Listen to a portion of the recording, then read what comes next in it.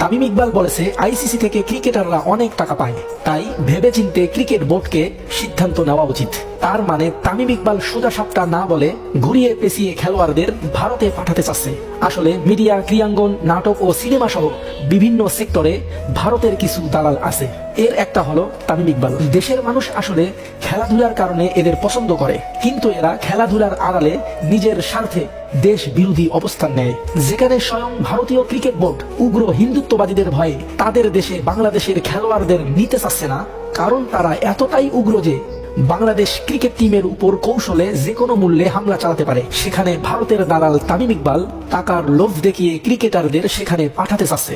সাকিব, মাশরাফি শুধুমাত্র এমপি হওয়ার জন্য হাসিনার পক্ষ নিয়েছিল, এখন এই তামিমও দালালি শুরু করছে। বিসিবি পরিচালক নাজমুল হাসান ঠিকই বলেছে, এই তামিম ভারতের দালাল।